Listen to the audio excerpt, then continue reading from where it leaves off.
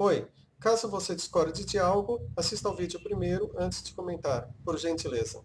Reflexão. Hoje em dia, é possível cumprir o mandamento da entrega dos dízimos conforme escrito na Bíblia? Eu entendo que hoje em dia, mesmo que a pessoa queira de coração cumprir o mandamento da entrega dos dízimos, a pessoa não conseguirá, pois hoje é impossível cumprir esse mandamento conforme escrito na Bíblia. Explico isso mais adiante. Eu não sou contra o ato de, hoje em dia, a pessoa entregar 10% ou outra porcentagem em um local onde a pessoa goste de se reunir. Mas eu entendo que esse ato de hoje em dia de entregar 10% não é o cumprimento do mandamento da entrega dos dízimos, pois esse ato, praticado hoje em dia, é diferente daquilo que está escrito na Bíblia. Há quem entenda que podemos contextualizar, ou seja, fazendo adaptações para os dias de hoje. Mas qual adaptação seria correta? A minha adaptação? A sua adaptação? A adaptação de outra pessoa? Ou nenhuma adaptação? Na Bíblia não diz que devemos fazer adaptações sobre o dízimo. Veja que o mandamento da entrega dos dízimos diz que a cada 3 anos a pessoa deveria deixar os dízimos na própria cidade onde morava, a fim de alimentar os necessitados e a tribo de Levi, ou seja, os levitas legítimos. Devemos considerar que os levitas, segundo a Bíblia, não tinham direito de herança. E também que em Hebreus é dito que o sacerdócio não é mais levítico e que a lei mudou. Pergunta: você conhece alguém de hoje em dia que a cada 3 anos deixa os dízimos na cidade onde mora, a fim de alimentar os necessitados e os levitas legítimos?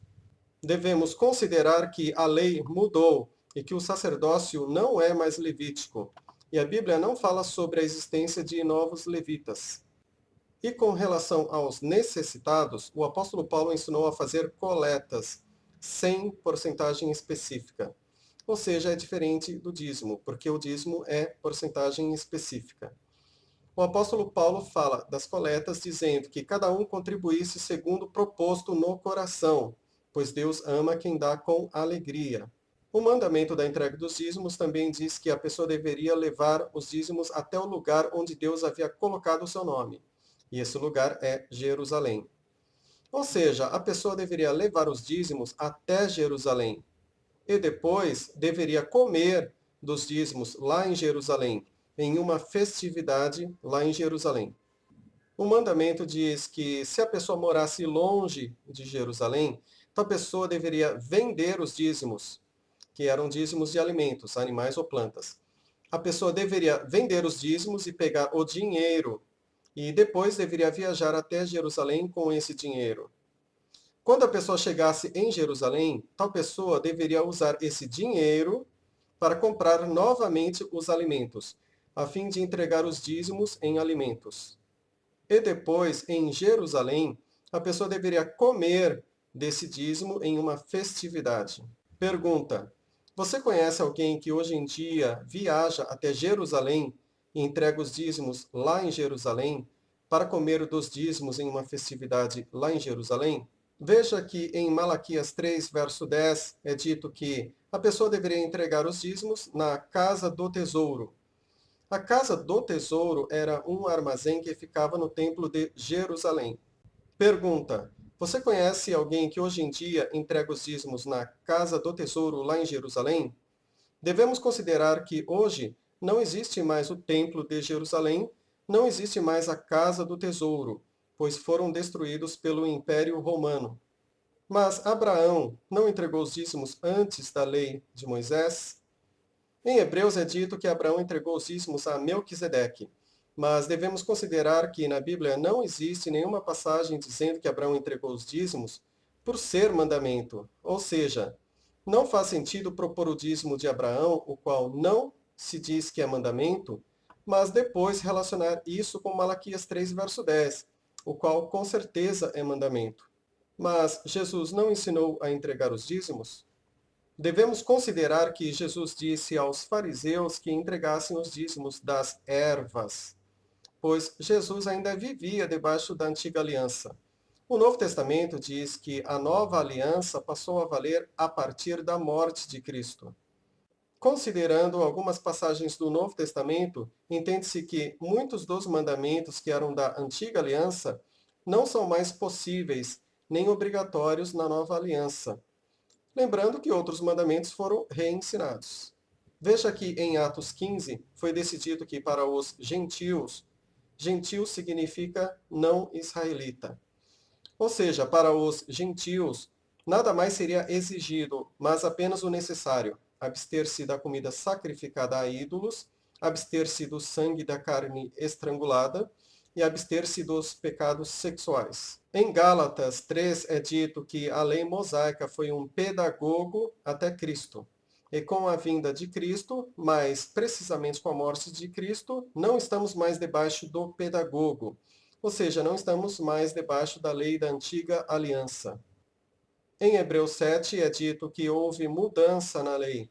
Entende-se que seja na questão sacerdotal, pois é dito que o sacerdócio não é mais levítico. Ou seja, o sacerdócio não é mais dos levitas. Em Hebreus 8 é dito que a lei mosaica já estava ultrapassada, obsoleta.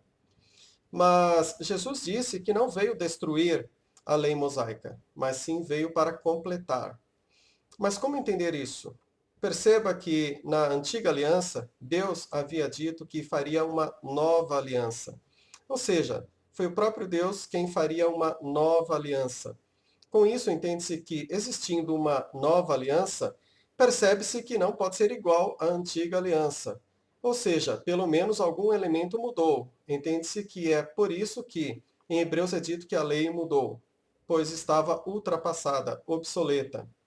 Para mais detalhes sobre a lei de Deus, assista ao meu vídeo Lei de Deus, os Mandamentos. O salário do obreiro. O apóstolo Paulo disse que era a ordem do Senhor que quem prega o evangelho que viva do evangelho, ou seja, a boa mensagem. Pelo contexto geral, entende-se que o apóstolo Paulo estava se referindo ao salário do obreiro, ou seja, o salário do trabalhador, o qual Jesus havia mencionado. Mas o que seria viver do evangelho? Entende-se que signifique um sustento, pois o apóstolo Paulo dá o exemplo do soldado que precisa ser sustentado. Mas como seria esse sustento? Ou seja, como seria esse salário do obreiro? Em Lucas 10 é dito que Jesus havia enviado vários discípulos para várias cidades e disse que nessas cidades, se alguém os recebesse, eles poderiam ficar nessas casas e comer do que lhes fosse oferecido, dizendo que o obreiro é digno de seu salário. Essa passagem mostra que o salário do obreiro, ou seja, o salário desses discípulos enviados, não foi um valor fixo mensal, mas sim significa um sustento, que é oferecido pelas pessoas. É diferente do dízimo, pois não há porcentagem específica. Esses discípulos enviados deviam anunciar a chegada do reino de Deus. As passagens que falam sobre o salário do obreiro são Lucas 10, Mateus 10, 1 Coríntios 9 e 1 Timóteo 5.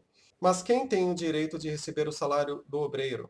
Em Lucas 10, em Mateus 10 e em 1 Coríntios 9, o obreiro de que tais passagens falam são os discípulos enviados. Ou seja, são pessoas que são enviadas em uma missão de anunciar o evangelho, isto é, a boa mensagem. Em 1 Timóteo é dito que os homens mais velhos, que no grego é a palavra presbítero.